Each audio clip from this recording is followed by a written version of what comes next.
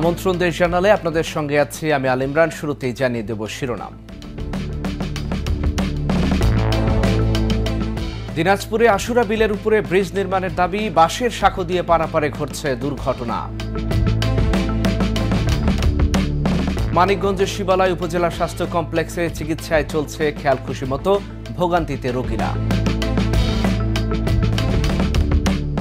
খাগড়াছড়ির মাটিরাঙ্গায় তুলা চাষে সফল কৃষকরা, পার্বত্য এলাকায় ছড়িয়ে দিলে ঘুরবে অর্থনীতির চাকা। শুনছিলেন শিরোনাম, এবার বিস্তারিত। দিনাজপুরের দিঘনচাঁদ লালঘাট আশুরা বিলের উপরে ব্রিজ নির্মাণের দাবি এলাকাবাসীর দীর্ঘদিনের। জনপ্রতিনিধিরা ব্রিজ নির্মাণের আশ্বাস দিলেও তা এখনো বাস্তবায়ন হয়নি। মানুষ চলাচল করছে বাঁশের সাঁকো দিয়ে, জীবনের ঝুঁকি নিয়ে। ঘটছে দুর্ঘটনা। দিনাজপুর থেকে আবুল কাশেমের পাঠানো তথ্যচিত্রে ডেস্ক রিপোর্ট।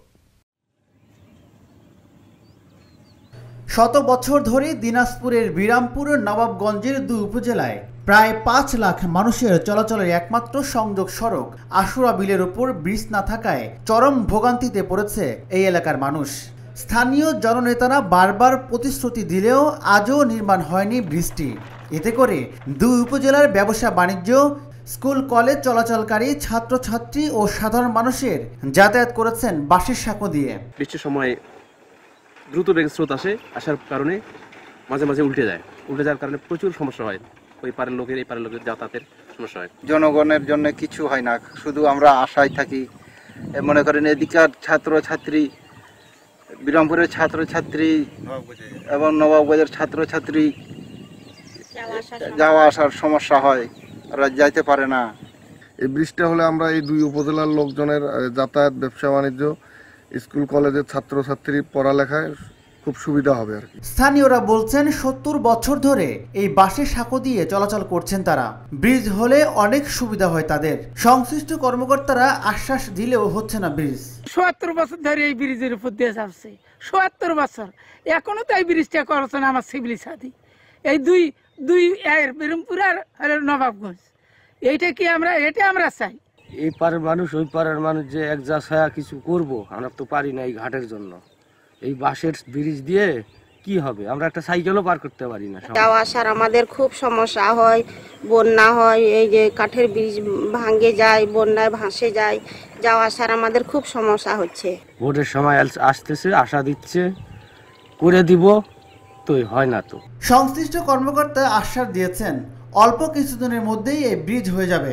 আমাদের ইউনিয়নে একটা বিল আছে, সেই বিলের নাম হচ্ছে আশুরা বিল।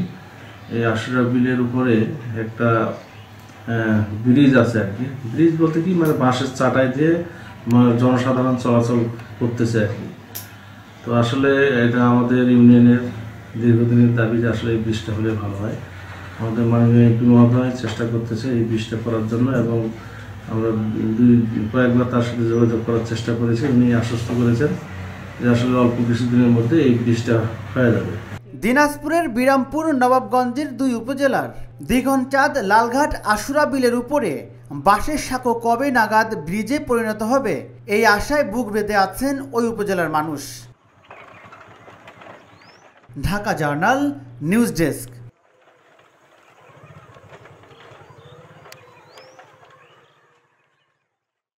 জয়পুরহাটের খেতলালে চাঁদা দাবিকে কেন্দ্র করে বিএনপি নেতার নেতৃত্বে থানায় হামলার ঘটনা ঘটেছে। এ সময় পুলিশ সদস্য সহ অন্তত 5 জন আহত হয়েছে।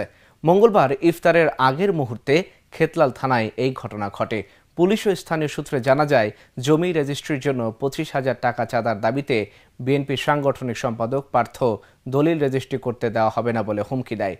তাকে বাধা দিতে গেলে তোফাজ্জল সহ তার 4 আত্মীয়কে মারধর করে রক্তাক্ত করে। খবর পেয়ে পুলিশ ঘটনাস্থলে উপস্থিত হয়ে তাদের উদ্ধার করে থানায় নিয়ে আসে। এ সময় পুলিশ হেফাজতে থাকা অন্য 3 জনকে ছিনিয়ে নেওয়ার জন্য উপজেলা বিএনপির সাংগঠনিক সম্পাদক মেহেদী আশিক পার্থের নেতৃত্বে শতাধিক লোকজন থানায় আক্রমণ করে।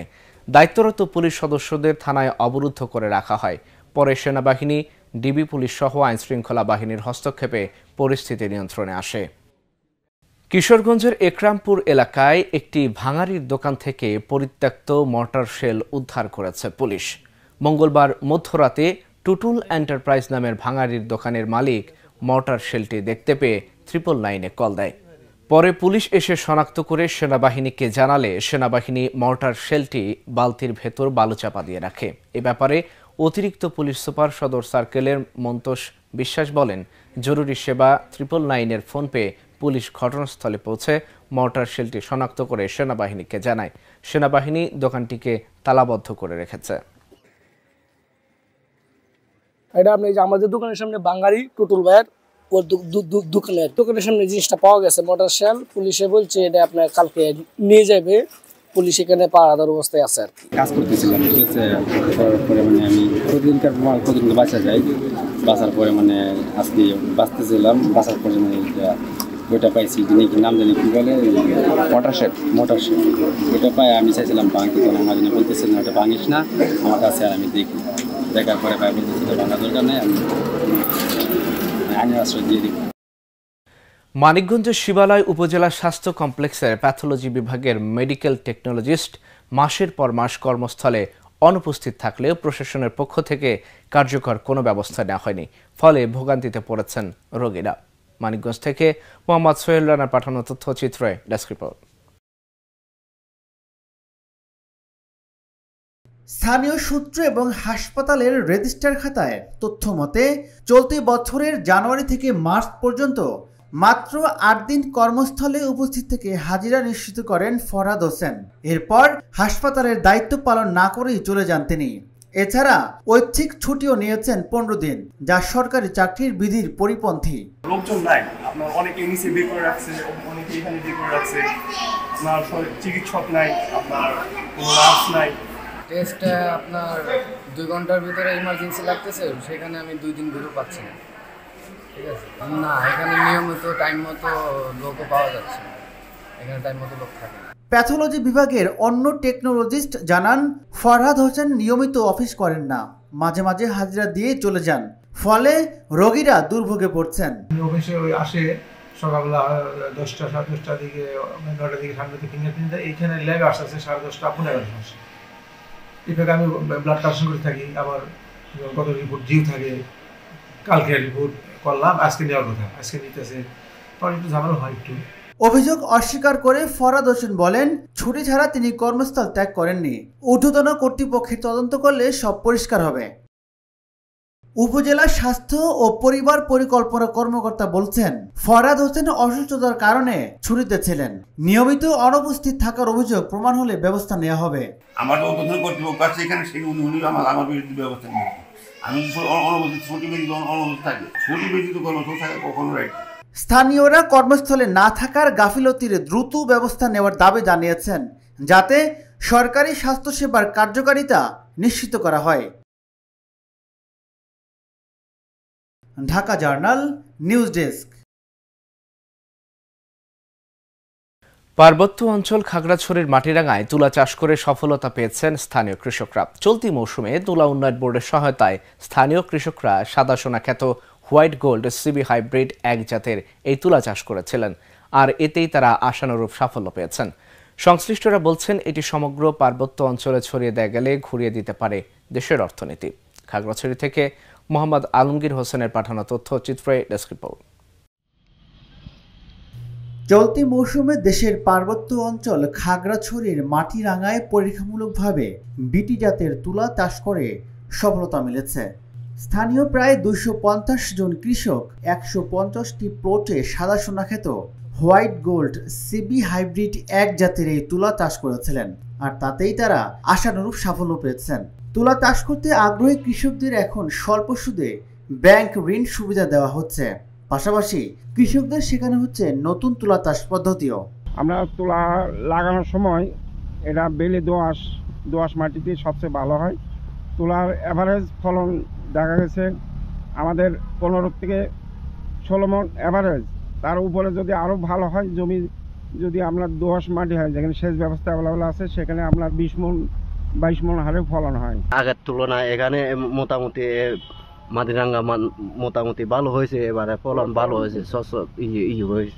মাটিরাঙ্গা তুলা উন্নয়ন বোর্ড জানায়, 2022-23 অর্থ বছরে চাষ করা হয় 384 হেক্টর জমিতে, উৎপাদন হয় 1064 মেট্রিক টন এবং 2023-24 অর্থ বছরে চাষ করা হয় 385 হেক্টর জমিতে, উৎপাদন 1097 মেট্রিক টন।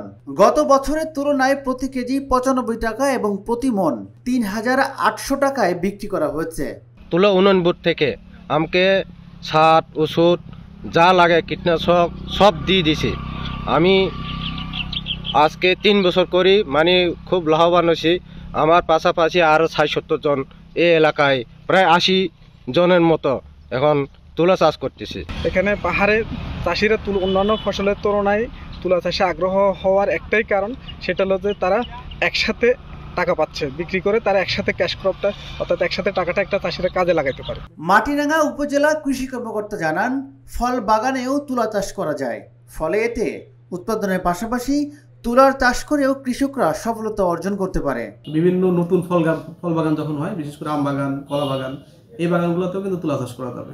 আর তুলা ফসলের যেহেতু জীবনকাল 150 থেকে 180 দিন, তো সেক্ষেত্রে নতুন ফল বাগান যদি হয়ে থাকে তো সেখানে কিন্তু এই প্রথম 1 থেকে 2 বছর তুলা চাষ করার পরে আমের যে প্রোডাকশন সেটা কিন্তু নেওয়া যাবে। তাতে করে কৃষক ভাইয়ের ইনিশিয়াল যে আম বাগানের যে খরচ সেটা কিন্তু তুলা চাষ দিয়ে উঠে যাবে। এক্ষেত্রে কৃষক ভাইরা লাভবান হবে। সর্বোপরি তুলা চাষ করলে মাটিরাঙ্গার কৃষকরা প্রকৃতপক্ষেই ব্যাপক লাভবান হবে। তবে এখানে একটা সমস্যা ফেস করা যাচ্ছে, যেটা যে সেচের কিছুটা সমস্যা আছে।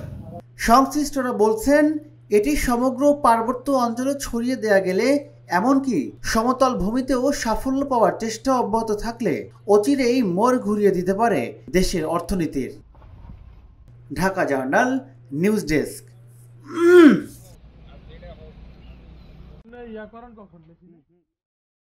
খাগড়াছড়ির মাটিরাঙ্গায় প্রতিপক্ষের গুলিতে ইউপিডিএফ এর মূল দলের এক সদস্য নিহত হয়েছে। জানা যায়, বুধবার ভোর 6টার দিকে মাটিরাঙ্গার তাইদং ইউনিয়নের হেডম্যানপাড়া এলাকায় এই ঘটনা ঘটে। নিহত ব্যক্তির নাম সুবি ত্রিপুরা। এই ঘটনায় নিহতের বোন তারাবতী ত্রিপুরা আহত হওয়ার খবর পাওয়া গেছে।